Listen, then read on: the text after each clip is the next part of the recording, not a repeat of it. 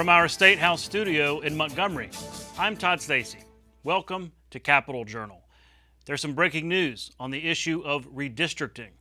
As we reported last week, the U.S. Supreme Court has ruled that the latest congressional districts passed by the Alabama legislature violated Section 2 of the Voting Rights Act. That means they'll have to be redrawn. And today, we learned how soon. July 21st was the deadline requested by Attorney General Steve Marshall. He said, after consulting with members of the legislature, that that date allowed enough time for new maps to be drawn, reviewed, and passed. With no objection from the plaintiffs, that's the date set by a 3-judge panel from the 11th Circuit. To meet that deadline, a special session would need to be called no later than July 17th. Now, while we don't know what the new congressional map will look like, we do know at least a few of the districts, and maybe all, could be very different. The court wants lawmakers to create 2 districts that are, if not majority black, close to it. Currently, only the 7th district is majority black at 57%. That number is likely to come down as voters are drawn into another district. We'll talk more about this case and its ramifications later with our guests on the show.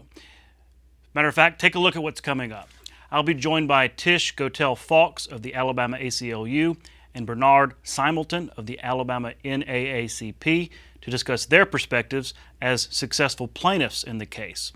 Then John Wahl, chairman of the Alabama Republican Party, joins me to talk about conservatives' disappointment with the ruling, but their determination to compete in the new districts. And finally, Jimmy Entreken of the Legislative Services Agency. He's going to talk about the nuts and bolts of redistricting, what we can expect from a special session in July. That's coming up later in the show.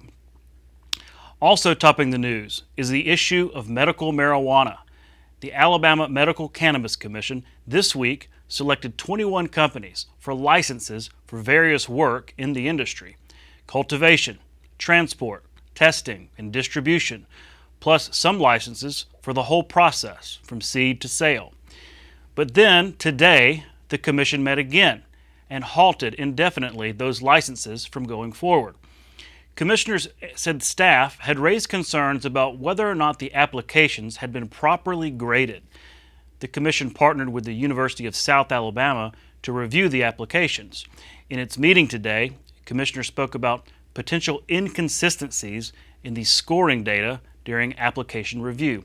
They said they would conduct an independent review of that process. Well, the legislative session may be over, but its effects are still taking shape. One new law has a lot of folks excited because it will allow working people to keep more of the wages they earn. Capitol Journal's Randy Scott reports. There's still plenty to talk about after the 2023 regular session. One item is the effort by state leaders to improve Alabama's economy by either attracting new businesses or new employees. House Bill 217 is geared toward the latter by taking taxes off overtime pay for employees. This puts us in a very good position to be able to do some really good things for the state of working people in the state of Alabama and make certain that our economy continue to grow in all corners of the state and that we remain competitive with our neighbors. It's an idea that has statewide support, says Rosemary Elabash, State Director for the National Federation of Independent Business. When Representative Daniels first approached me about this, I said, "Did you find this in another state?" And he said, "No. Alabama would be the first state in the nation to allow overtime to be exempt from state income tax."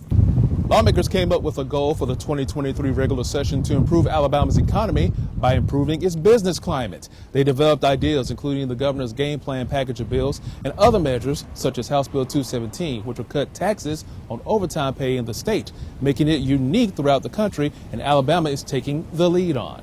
It's geared toward hourly workers. And as you know, with a 2.2% unemployment rate, we are struggling for employees in all types of businesses. Governor Kay Ivey signed House Bill 217 after it landed on her desk. It goes into effect for 18 months, and at that point, it will undergo an evaluation, checking for its progress. Representative Daniels said that he looks at this as a real opportunity for people to work more. They'll be exempt from state income tax on any hour over 40 hours a week if they're an hourly worker. And he said, when you think about it, it's like getting a 5% raise every hour. For Capital Journal, I'm Randy Scott. Today was the last day Governor Kay Ivey could act on bills that were passed, either signing them into law, vetoing them, or letting them die without her signature. Some significant bills were signed into law this week. Senate Bill 206 from State Senator Clyde Chambliss is aimed at cracking down on retail theft, and specifically organized retail theft. Senate Bill 103 from State Senator Arthur Orr requires the Ethics Commission to hand over any evidence that might exonerate someone under investigation. Senate Bill 278 from State Senator Jabo Wagner creates the Higher Education Distress Fund to help colleges in financial difficulty. This was born out of the hardships Birmingham Southern College is facing. And House Bill 479, the grocery sales tax cut from State Representative Danny Garrett and State Senator Andrew Jones. It gradually cuts the state's 4% sales tax in half for grocery items, beginning this September. But for that second cut to kick in next year, there must be 3.5% growth in the Education Trust Fund. We started out this year talking a lot about broadband internet and how the state can get that high-speed service to places that lack it. One such effort is underway here in Montgomery, where state and city and county officials are working on a comprehensive strategy, but they need help from local residents. Capital Journal's Karen Goldsmith reports. Alabama's Department of Economic and Community Affairs has held listening sessions in all 67 counties discussing the state's broadband connectivity plans. City and county officials in Montgomery want to take that a step further so they can know exactly where to place this fiber to best serve its residents. And to best serve those traveling through Montgomery, especially through Montgomery County, where there is little to no internet connection. Montgomery County Commissioner Carmen Moore Ziegler. Can you imagine you're going down and you're traveling for business or pleasure and you have an accident and you're stranded with your family on a road that they have no connectivity? That would be frightening to me as a mom, and it's frightening to me because of myself. But not only that, I have a college student that's on that road. Montgomery Thrive, which is a Montgomery County Commission and City of Montgomery investment initiative, is asking all its residents to complete this one-page broadband survey. People in the community want internet, especially in the rural and underserved community, for a long time.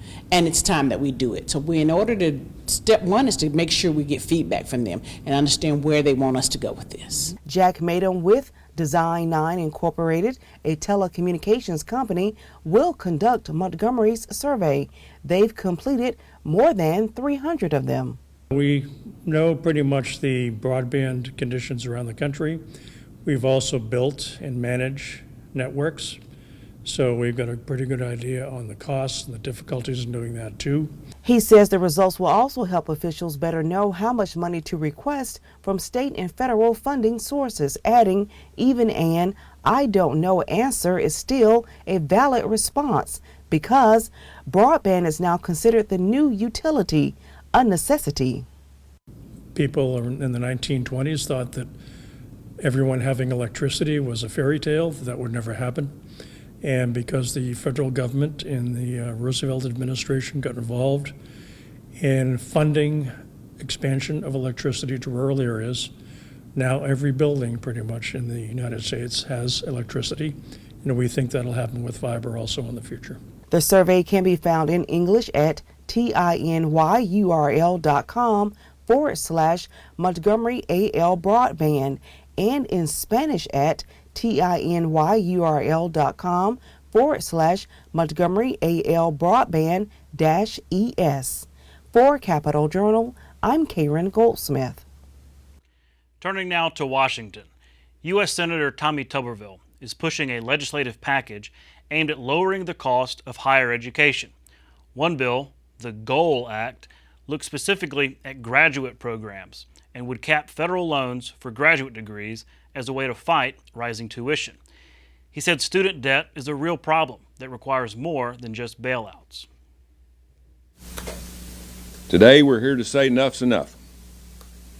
I'm here with my colleagues to introduce a bill called the Goal Act. How appropriate that is for me. I didn't score many touchdowns when I was coaching, but it's the Goal Act. Not against LSU. Not against LSU, that's right. But it's about helping our young people achieve goals, like buying a house. The Goal Act would set a maximum limit on federal graduate school loans, a limit. This would prevent some of the worst examples of students being exploited for profit. It would force schools to bring down cost and to compete for students. What an idea. It would also protect students from getting buried in debt they can never, ever pay. This legislation is just one step to restoring sanity in our education system. It's out of control.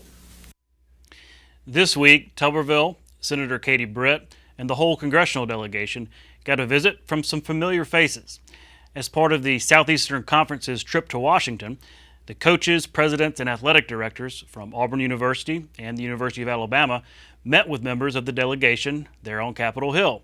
So yes, that means Nick Saban, who you can see there holding court with the members, Hugh Freeze, Coach Bruce Pearl, and of course the presidents and other administrators from the campuses. One of the coach's top priorities is to get Congress to address the name, image, and likeness issue, or NIL, that has changed the face of college sports. You got to wonder if 15 years ago Nick Saban would have imagined he'd be going to meet Senator Tuberville in D.C. We'll be right back with tonight's guests.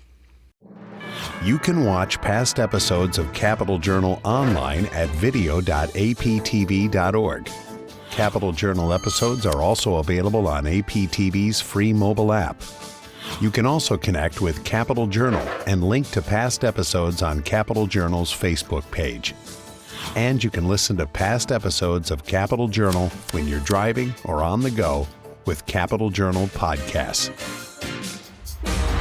Keep up with what's happening with Capital Journal.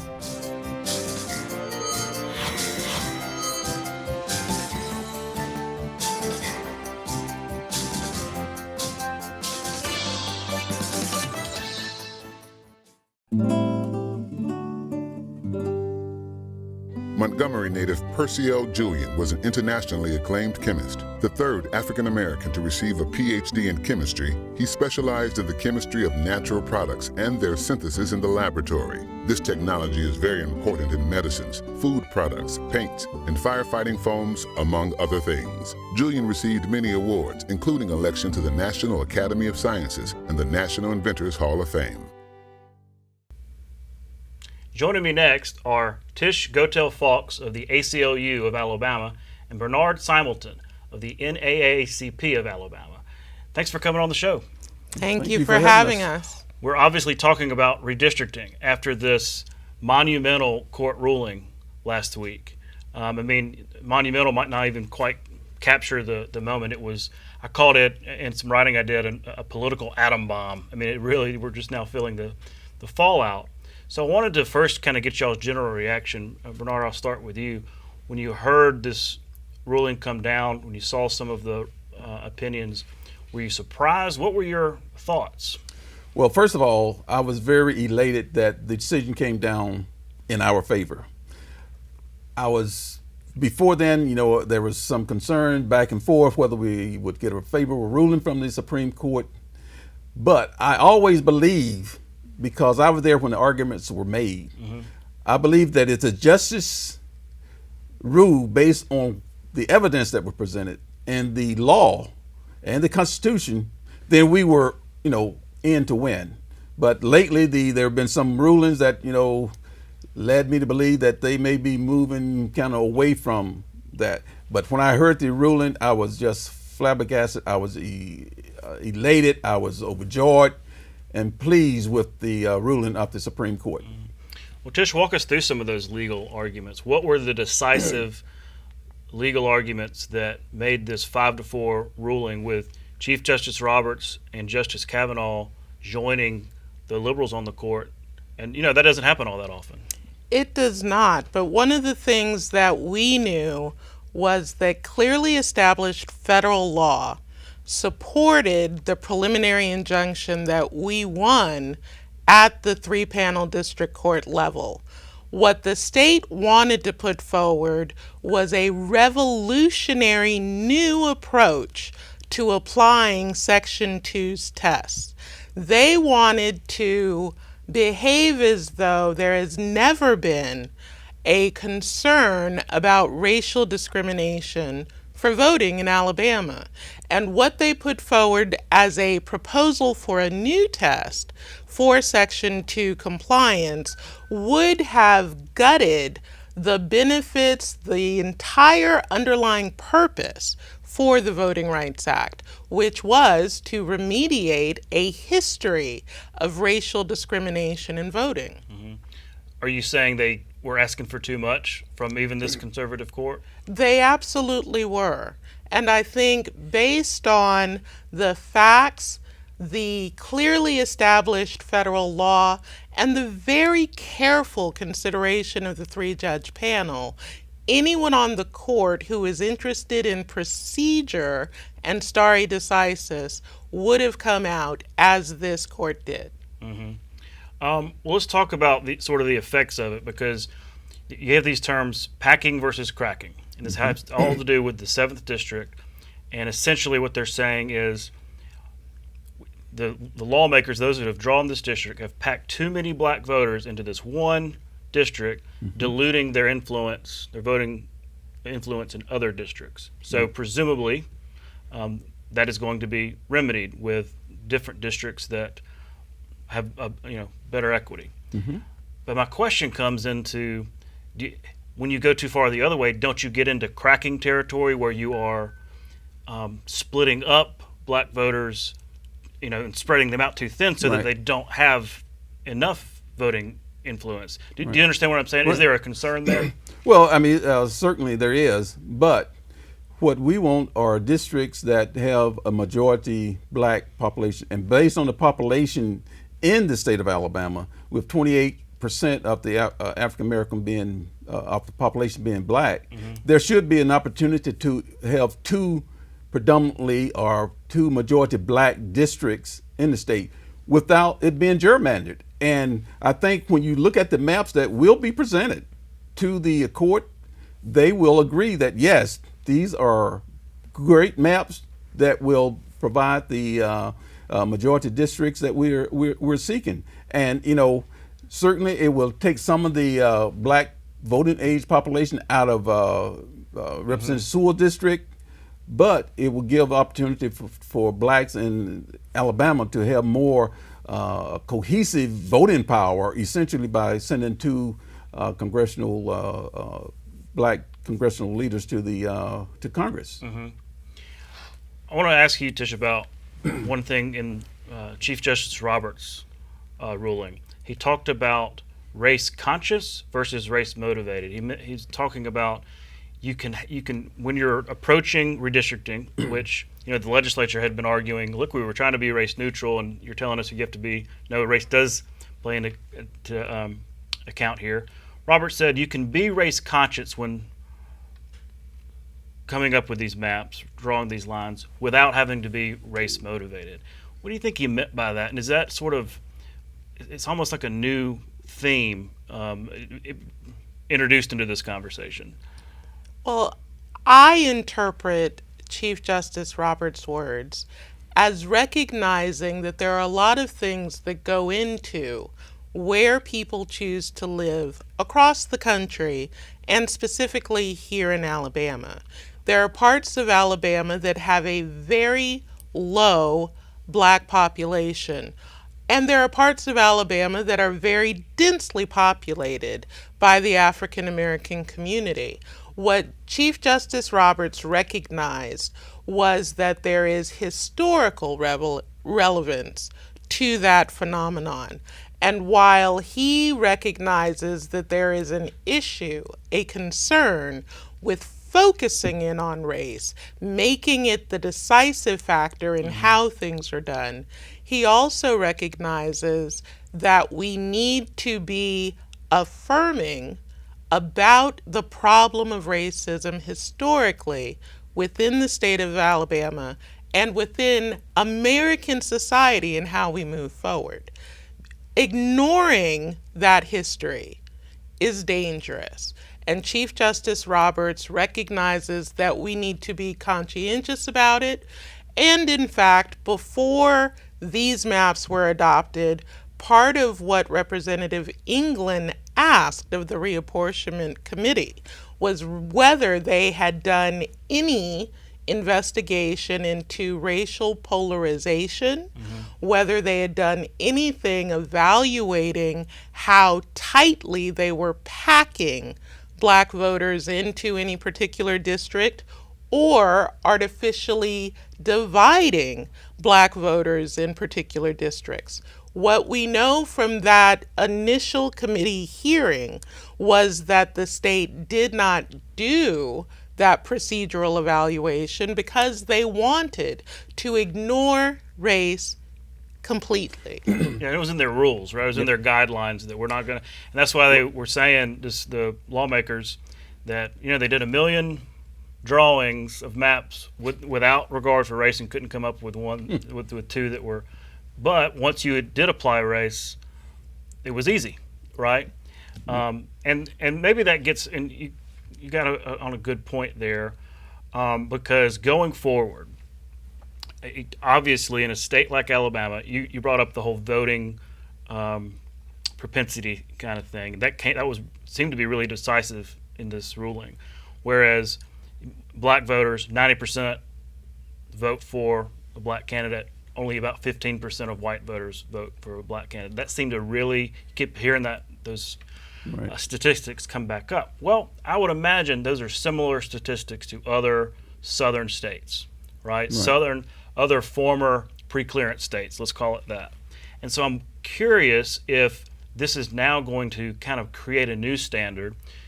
10 years ago, it was Shelby versus Holder that really took away that pre-clearance and all that, where states like Alabama had to go to the Justice Department to ask for pre-clearance.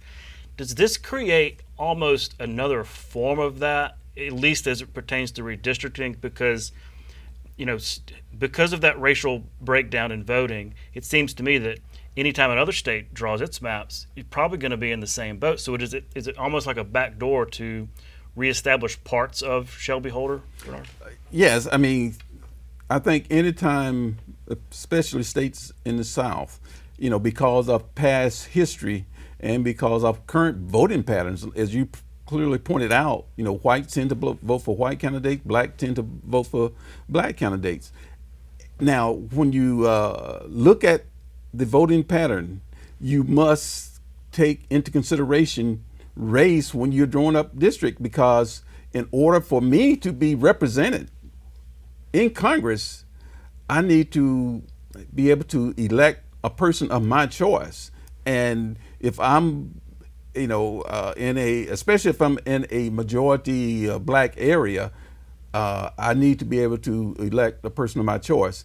And if you take away those, what I call important variables, the race, then again, because of the way people vote in Alabama, in the southern states, I would not be able to elect a person of my choice. And again, what they did was pack all the people in District 7. Now, that assured her of a firm ability to win. Well, that was kind of the point, right? They drew that district a long time ago. It's the point, but you're overpacking. Yeah.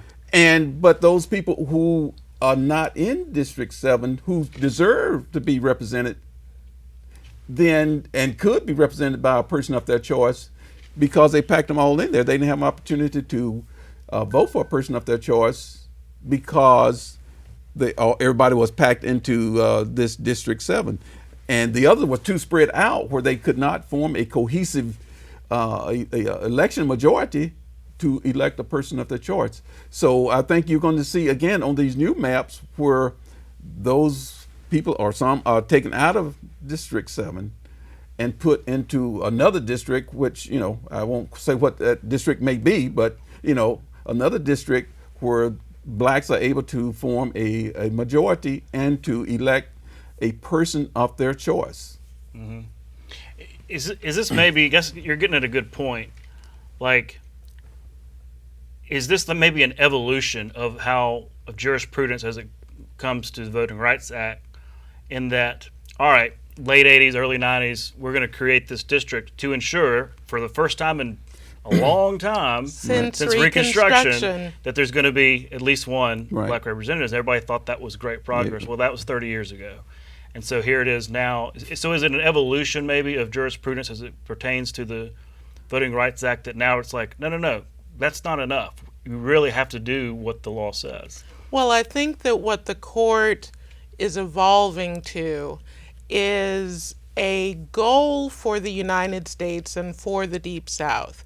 By removing Section 5 in the Shelby opinion, we didn't eliminate the state's obligations. We just took away the federal government's oversight at the front end. Right. What we have now with Section 2 is the state is being given an opportunity to move forward independently without federal government oversight or interference. But what we know in this instance was that they did not put forth a map that satisfied the evaluation process of how they should reach their conclusions. Mm-hmm. And keep in mind here, what we may end up with may not be a majority black district. A second one. A second majority black district.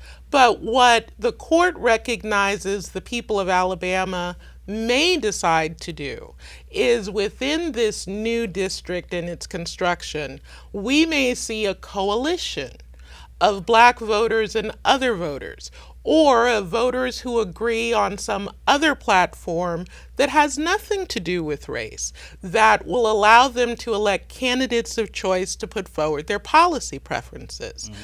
Ultimately here, what we have asked for is an opportunity at a fair process. And the Supreme Court has affirmed in this instance that Alabama did not provide that. Mm-hmm. Well, yeah, it looks like we're going to be meeting in July. Go ahead, I'm sorry. No, I was just going to say that, and not to disagree with Tish, but that I think the court is saying that black voters, your vote still matter because of the ruling. And whereas before, you pack all the blacks into one district, and yes, you'd be assured of electing one person. But if you have overall enough population to elect two, or maybe three, well, why shouldn't we redistrict in that order, mm-hmm. rather than packing everybody, or either cracking them where they cannot, form a cohesive voting. It's going to be really interesting to see. It looks like we're looking at a July special session. That's right around the corner to redraw these maps. And I agree with you about coalitions and different how this might look. And it may take a long time, because in any case, they're probably going to be, whether or not the majority, they're going to be more moderate. Yes. Right? Going to be more what now? Moderate. Okay. In a general election sense. And so, the kind of Republican that could be competitive in that is not the kind of Republican that gets nominated in a typically, same thing for the Democrats. So I'm fascinated by the potential political ramifications here, but I think it might be several terms before we really can flesh all that out. Hopefully it will not take 30 more years, but our expectation is to pull policy in Alabama back towards the center, to get our politicians, our legislators, talking to one another, negotiating, compromising, because what we have right now in Alabama does not do that. Well, we're out of time, but thank y'all so much for coming on here and explaining some of these complicated issues. And I suppose congratulations are in order for the plaintiffs, your victory. But thanks again for coming on the show. Could I talk about Shelby? I don't know if you'll get it on. Oh, yeah. I'm sorry. You had some events planned. Yeah. Everyone knows this is the 10th anniversary of the Shelby versus Holder decision, and the NACP, along with other partner organizations, including ACLU, are joining together to have a Shelby Democracy Restoration Summit, and it's going to be 23 through 25 June, which is 25th of June is the actual date that the decision came down 10 years ago. And so we're going to be in Shelby County, going back to what we call the scene after crime. And then we are going to have strategy sessions that we're going to come up with how we're going to motivate people to get out to vote in the remainder of 23, and then more important in 2024, because that's a critical election for America.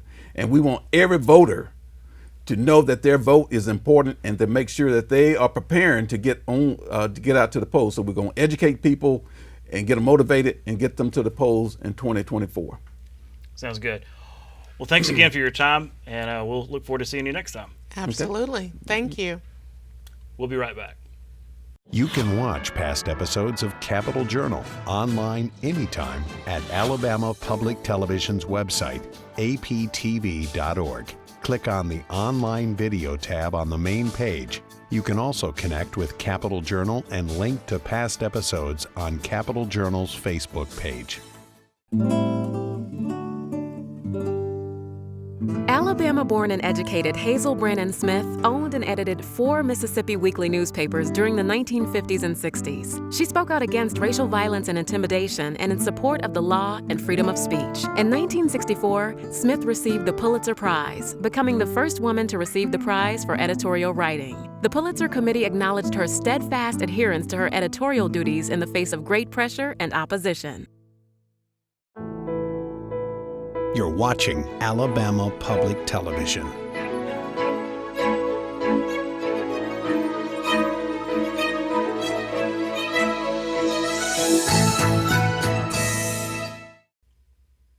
Joining me next is John Wahl, chairman of the Alabama Republican Party.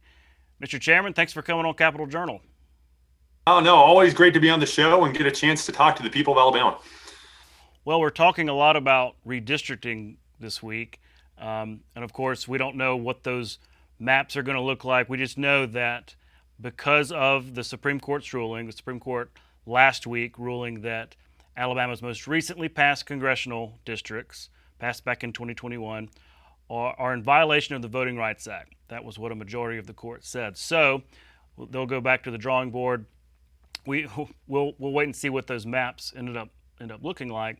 But just starting from there, when that ruling came down, I know a lot of Republicans were disappointed in the ruling itself. Is that fair is that a good characterization? Were you disappointed to see the ruling? Yeah, obviously the Alabama Republican Party was disappointed in the Supreme Court's ruling. And for us, it kind of goes back to that constitutional argument. The Constitution makes it very plain that redistricting, or the drawing of district lines and redistricting, is a duty of the state legislature. And as representatives of the people, we would like to see these lines, respect the legislature and their process, and kind of see these lines allowed to be drawn on the state level, rather than a federal court come in and overrule that. But as far as moving forward on it, I trust the state legislature. I think they're going to create 7 districts that, represent the people and the values of Alabama, and to really try to do it keeping communities together and allowing the people to have their voice in Washington. And we don't know what those are going to look like yet. I mean, those conversations are ongoing. But we do know that at the very least, you're going to have 2 districts that will be a lot more moderate, if you will, for lack of a better way to say that, meaning 2 districts are going to be a lot closer in line in terms of racial majorities, right? We don't know if it's going to be majority black, 2 majority black districts, or maybe close to it, or something like that. But no matter what, they'll be a lot closer in race, and that means in a general election, probably a lot more moderate. You've talked about the Republican Party wanting to compete in all 7 districts, that being the case. How does that change your calculus? I mean, does it take a different kind of Republican candidate to appeal to those who maybe Republicans haven't had to appeal to really in the last couple of decades? Well, actually, I think this could be something that's very, positive for the Republican Party, because when we look at engaging the public, we want to represent all the people of Alabama. When we think about what's important for people, it's being safe, it's being productive, it's having a bright future for their children. And I believe that the values of the Republican Party best represent that for the people. And we love to talk about that. We love to argue that in the court of public opinion, if you will, during election cycles. And I'll give you a good example of that. We did some polling recently and asked the question, what issues are most important to you? In that list, one of the things we asked was protecting children from woke policies. Amongst Republicans, that was number one. Amongst independents, that was number one. But even amongst Democrat voters in the state of Alabama, that was the third most important issue. So there are definitely issues out there, and there are values out there that the people of Alabama, whether Republican or Democrat, are going to agree with the Republican Party. And we're gonna talk about those. We're going to defend our values. We're going to talk about protecting people's rights and freedoms. And we plan to be competitive, and we're going to do our best to win all 7 congressional districts. Well, let's move on to the legislative session that recently concluded. Obviously, there were Republican majorities in both the House and Senate, but you may not always agree with the outcomes. I was curious as to what you thought about, generally how this legislative session went. I know you spent a lot of time in Montgomery just interacting with the lawmakers themselves. Well, that's something that's important to me as chairman. The Republican Party sets forth the platform and kind of the values. And I get so many calls from members of the legislature asking me about different bills or, asking for help with their legislation. And I think that is an important role of the party. And I think anytime I'm talking about a legislative session, something that I talk about is no legislative session is perfect. There's always going to be something that we would like to see done or this person would like to see done. And the founders kind of created a system where it was very hard to pass legislation. That's a good thing. Sometimes it takes 2 or 3 years. And some of the work we've seen, I'm very proud of this session. Things like paying off all our debts and refunding all our rainy day funds. Fiscally, it was a good session. Also, the largest tax cut, I believe, in Alabama history with cutting the grocery tax. That's something that the party was very supportive of. But then, of course, there's other areas we would like to have seen legislation passed, kind of voter integrity, looking at the absentee ballot reform process. We'd love to see some legislation on that. School choice is incredibly important for the Alabama Republican Party. No child should be defined by a zip code. And that was something we would hope to gain more ground on this session. And then, of course, divisive concepts, where we're kind of challenging this idea that we need to teach our children woke policies, that we need to teach them about transgender education.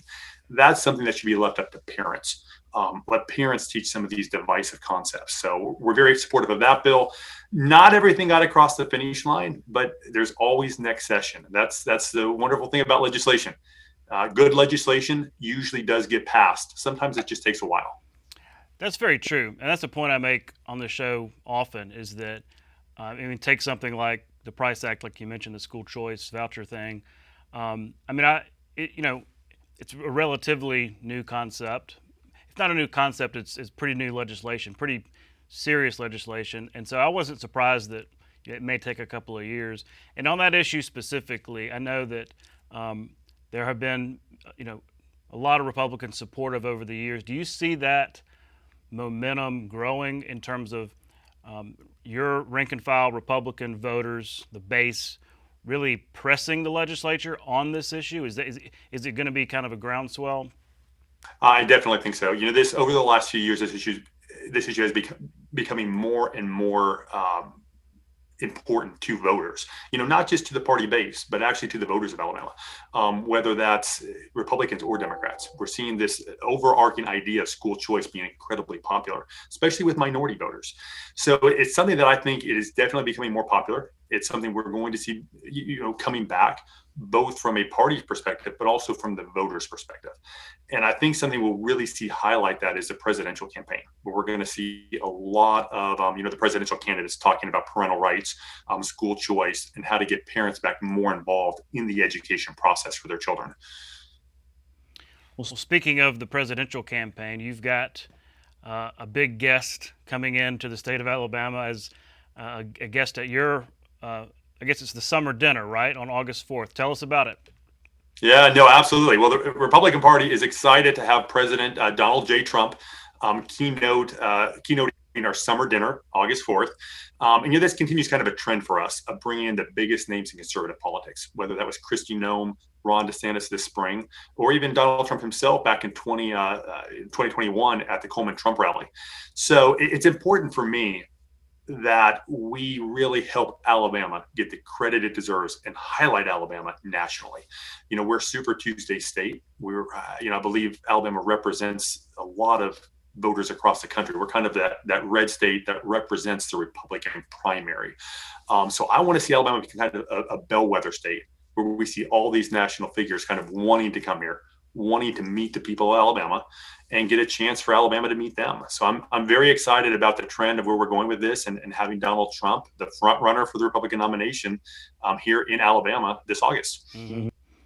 I would imagine that the conversations about this, booking a guest like this, the former president of the United States, and the, arguably the front runner for the nomination, probably took place months ago and before this recent indictment, this federal indictment down in Florida. Are there any concerns about that? Are there any conversations about whether or not this is a good idea considering all the legal things going on, or are you not concerned about that? I'm really not concerned about it. And I'll tell you why. For me, the Republican Party's job is to represent the state and the Republican voters of that state. And when I look at Alabama, what I hear from the voters are, they're very skeptical of this indictment. They feel like Joe Biden committed the same crime. He had papers. Why is there only an indictment for Donald Trump? We have other elected officials who have had secure documents in their possession. So a lot of people are feeling like this is very much a political attack and a misuse of the justice system. But on top of that, we should always allow people to decide whether someone, their opinion on someone or their guilt. That's not the role of the party. I don't want to say, oh, this person is guilty or this person is on that. I want to give the people the chance to hear them, to hear their message, to hear their vision for America. And then we trust the voters of Alabama to make their decision in the primary. And that coming up next March. Well, like you said, you had Governor Ron DeSantis, what was that, back in January or February? March 12th. March, okay. And so I remember that event had like a spillover. You had to change venues because you had so many people signing up, a capacity issue, which is, hey, when you're a candidate, that's a great problem to have.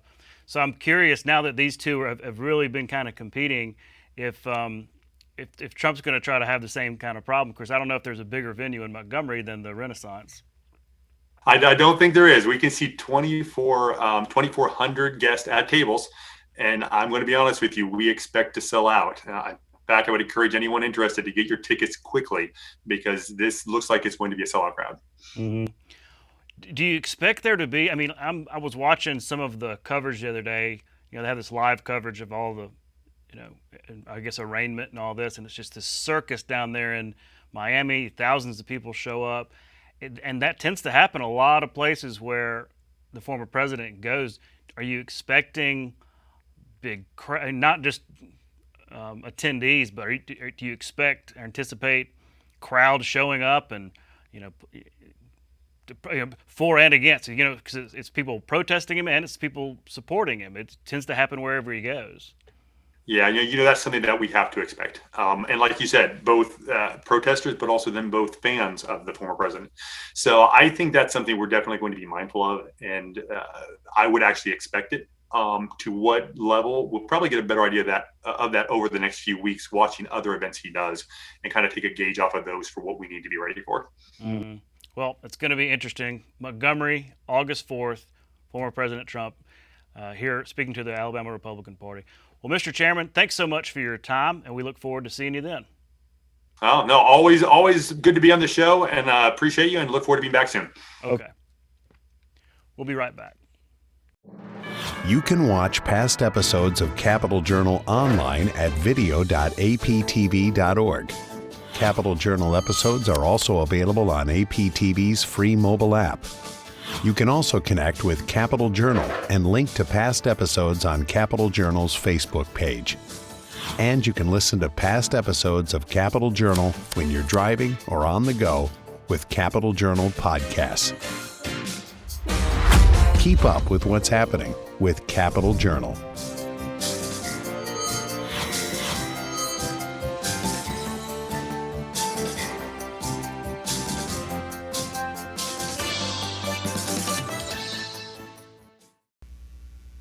Joining me next is Jimmy Entreken, General Counsel for the Legislative Services Agency. Jimmy, thanks for coming on the show. Glad to be here. Thanks for having me, Todd. Well, of course, we're talking about redistricting, and we don't have to get into the politics. Our previous two guests did that for us, but it's basically assured now that we're going to have a special session of the legislature dedicated to redistricting, again, to redraw the maps that the Supreme Court has said don't comply with the Voting Rights Act. Well, that begins a whole process, and we did this back in 2021. It happens every 10 years, but since you specialize in this partly, I wanted to have you on the show to kind of maybe help us understand how that process works. Sure, yeah, I'd be glad to. So the process for this particular occasion is actually going to work the same as the process would after any regular census is taken and then the 10-year redistricting occurs. It's the same kind of process, but here's what the process involves. It starts with the Permanent Legislative Committee on Reapportionment. That's the committee that helps funnel, plan, organize, and craft districting maps for the legislature to consider. But I want to kind of pause on that for a second and jump a little bit forward to the legislative process. Even though it starts with the committee work, I want to jump to the legislative process because that will kind of help set the framework for how the committee plays into that. So with the legislative process, I think it's important for our viewership to know that the redistricting maps go through the legislature just like any other regular bill would. It's the same legislative process. It's on paper and it's right there. It's on paper. That's right. It's still to paper. It has to go through the whole committee process. It has to pass both chambers in identical form. But in addition to that, it has, it's subject to amendments and changes along the way, just like any other bill would. And any legislator can actually file their own redistricting plan, whether it was crafted by the committee or not. So, having said that, let's just kind of jump back to the committee work, which starts, before the legislative process even begins for a particular plan. So, it's, the committee is made up of 11 senators and 11 House members. It's co-chaired by Representative Pringle from South Alabama, for Senator Livingston from North Alabama, and what this committee is going to do is, at the if and when at the appropriate time, it will kind of, like I said, help plan and organize and gather information. It will then adopt guidelines and criteria that, in its opinion, fits the relevant U.S. and federal and Alabama law, and then it will adopt an official recommended plan of the committee. And then that committee plan will be turned into a bill and filed with the legislature for its consideration.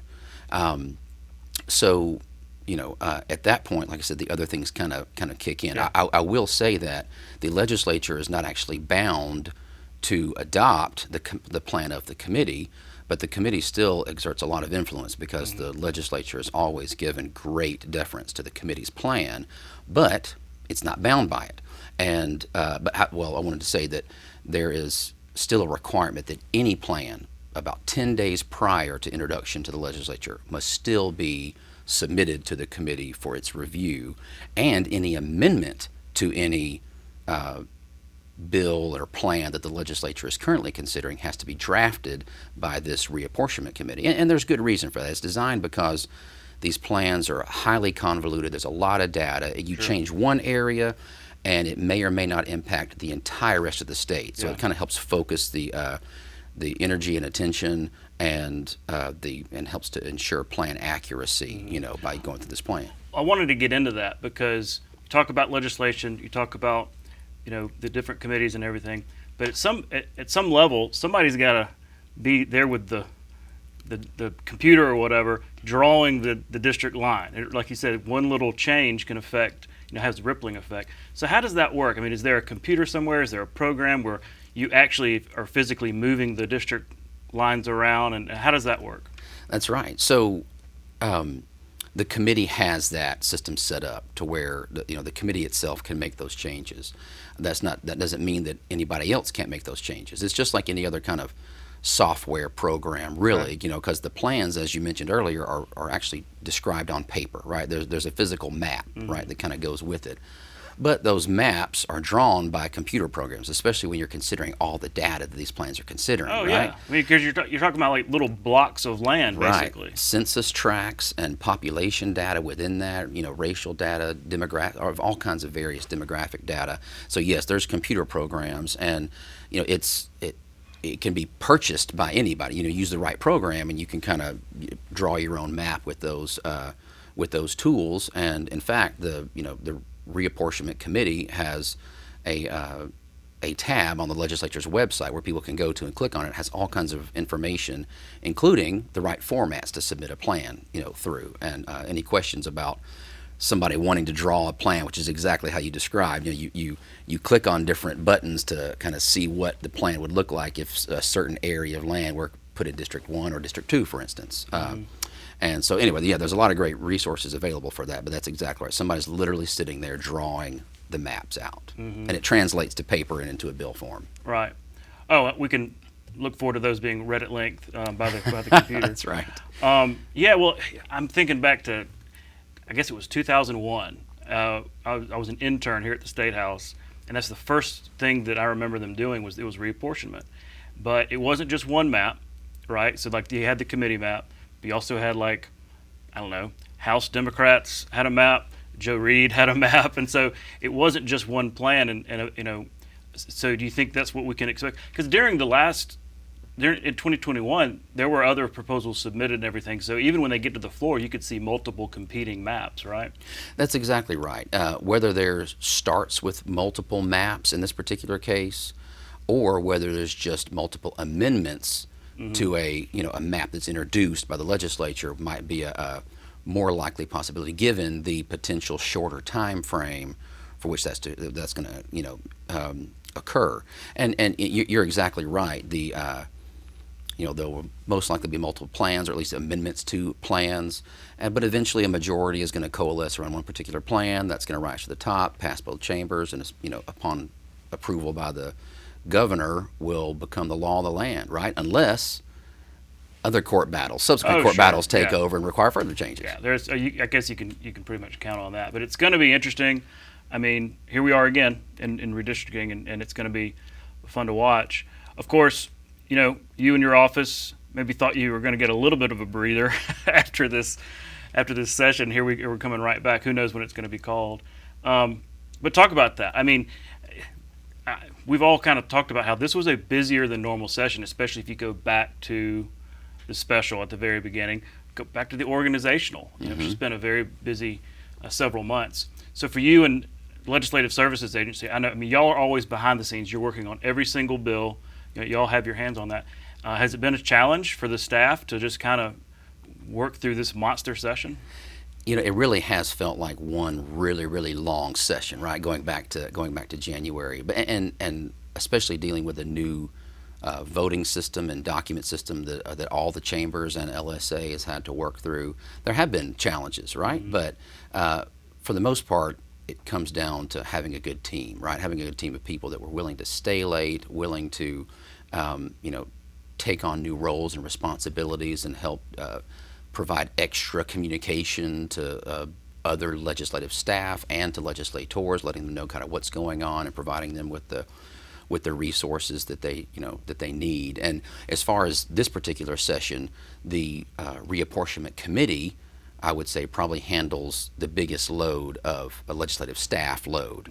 However, LSA and our team, of course, assists in that process, but as we know from any special session, there can be other things considered along the way, right? As long as there's enough votes to consider something, it doesn't have to be limited to necessarily a redistricting call. So we have to be on call and stand ready to go for sure. Well, look, y'all do a great job. We've talked about on this show before how, compared to other states, we don't have as much support staff. And so I think LSA, y'all's team, really y'all punch above your weight. And so y'all should be congratulated. And I guess we'll see you back here soon in special session. That sounds good. Looking forward to it. Thanks again for coming on the show. No problem. Thanks for having me. We'll be right back. You can watch past episodes of Capitol Journal online anytime at Alabama Public Television's website, aptv.org. click on the Online Video tab on the main page. You can also connect with Capital Journal and link to past episodes on Capital Journal's Facebook page. The USS Alabama is a World War II-era battleship that first served in the Atlantic Theater, but was better known for helping to take Japanese-held islands in the Pacific between 1943 and 1945. During the Battle of the Philippine Sea, the Alabama's state-of-the-art radar alerted the fleet to incoming aircraft, providing the Americans enough time to scramble fighters and decimate the attacking force. Later, the Alabama served during the Battle of Leyte Gulf and anchored in Tokyo Bay to unload Allied occupation forces. In 1964, the state of Alabama took possession of the battleship. Alabama schoolchildren raised $100,000 in nickels and dimes to help bring the ship to Mobile and create Battleship Memorial Park. The park features the Alabama, the World War II-era submarine USS Drum, and an American military aircraft collection. Battleship Memorial Park is one of the state's most visited attractions. That's our show for this week. Thanks for watching. We'll be back next week with more Capital Journal right here on Alabama Public Television. For our Capital Journal team, I'm Todd Stacy. We'll see you next time.